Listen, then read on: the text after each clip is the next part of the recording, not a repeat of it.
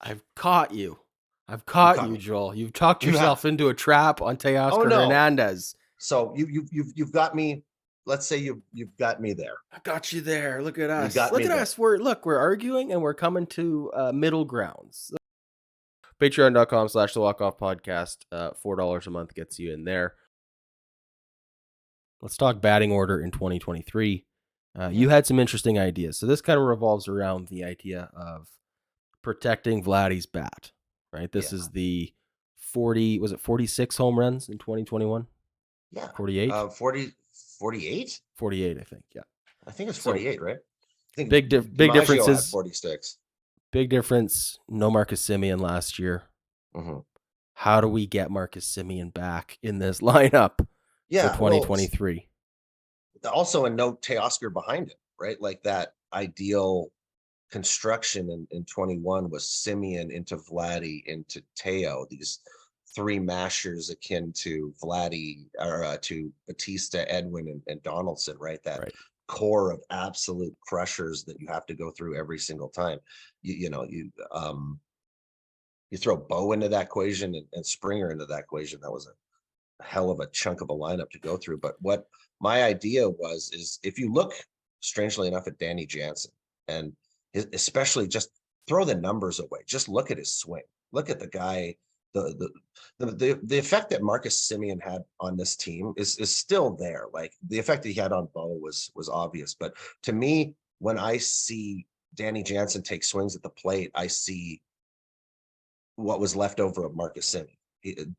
He's trying to pull, he's trying to drive the ball. The swing is level through the zone. I swear, if you did a pitching ninja overlay of Semien and Danny Jansen, would look exactly the same. Their swings are identical. And then if you look at the slash lines last year, it Danny Jansen put up pretty much nearly to the point across the board in batting average, on base, and slugging, kind of a replica. It was only 70 some games, but a very, very similar everything to what Marcus Semien did in 2021. So I'm sitting there and I'm like, Well, okay, before you do that, I just want to jump in and explain for anybody that doesn't know too. When we talked to Danny Jansen last year, he's been on the show twice now, but the first time we talked to him, he specifically said that part of fixing his swing was time spent talking with Marcus Semien. Because at the end I of didn't even the know that. 2021 season, that's where we started to see that increase in power. And it was a new approach at the plate. And it wasn't an approach that he said Marcus Semien put the bug in his ear about, like, hey, stop trying to, don't worry about hitting the other field. He's like, you have a strength, just play into it. Just worry about pulling the ball. If you pull it hard enough, it doesn't matter. Like, it doesn't I matter where didn't they know line that. up on you. So there I you did go. not know that you had that conversation. To me, that's simply the eye test of Yeah. seeing it, of literally just seeing this absolute, doppelganger of what Marcus Semien was doing. And to me, that production in front of Vladdy in 21 it put so much pressure on the pitcher to have to throw to Marcus Semien, because you can't put with Vladdy hitting the way he was that year, you couldn't put anybody on base. So Semien got so many fastballs to him. Mm-hmm. And I'm like, well, put that upon Danny. If not, Danny's healthy. Weirdly enough, he's not a plodding catcher. He's not your classic slow moving catcher.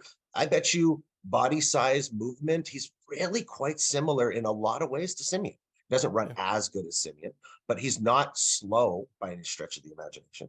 Sliding him in the 2 spot to me, and then here's the other element to that is putting Springer in the 4 spot. To me, putting Okay. Springer in the 4 spot is One trying of to the best replicate. leadoff hitters in the game. And you're Yeah, saying take him out of the I'm not leadoff spot. for that at all. I never understood that concept one bit. He slugs. He's I don't care about his on base. I care about what kind of a hitter he is. He's up there. He's trying to hit the ball. He's trying to get into one every single time.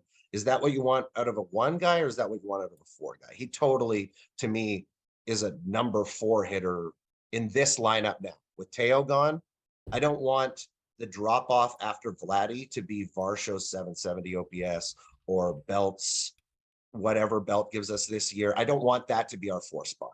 To me, put Bo number 1. The on base, Bo's on base is what, 335. If the balls come back this year and with the dimensions, Bo's on base is 350. Okay, he's going to hit 300. He's durable. That's a person I want leading off because I know he's going to be there 150 games out of the year. I want that consistency out of my leadoff spot. I don't want to be juggling around one because one plays 60% of the time.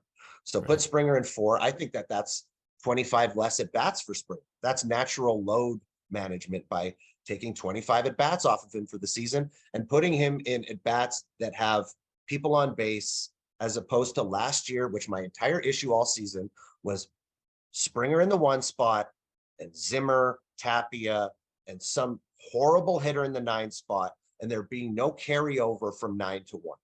I never understood that. To me, just have a more standard number 1 hitter if you're going to have nobody in the 9 spot. So to continue my lineup tinkering, I want Witt in the 9 spot. I want a legitimate. Witt's got 40 double ability. He's got the ability to crack 40 doubles, good batting average. If Witt is anywhere near standard Witt Merrifield, him in the 9 spot carries the offense back up to 1, 2, 3, 4. If we're so 1, 2, 3, 4 heavy, which we have been the last 3 years, for 9 to be such a dead spot for us is It's just a so waste. it's counterintuitive. No, I So agree with that for sure. I don't want Kiermaier in the 9 spot. I don't want a bat this year that is such a drastic decrease when the lineup turns over, right? I want a better hitter in the 9 spot because 9 is directly connected to 1. 9 is the pseudo leadoff spot, right? Yeah. So I like Yeah. it. It's less, you're getting less at bats, but they are nearly as important, right? Especially you get on base as the last out and you're turning over that lineup and you're giving your chance, like as opposed to Zimmer was in there with a $120 batting average. What are you turning that? You're not turning the lineup over at all, with that Tapia, Jackie Bradley Jr. That's not like that was Yeah. you're killing your top of your lineup because 9 is so detrimental.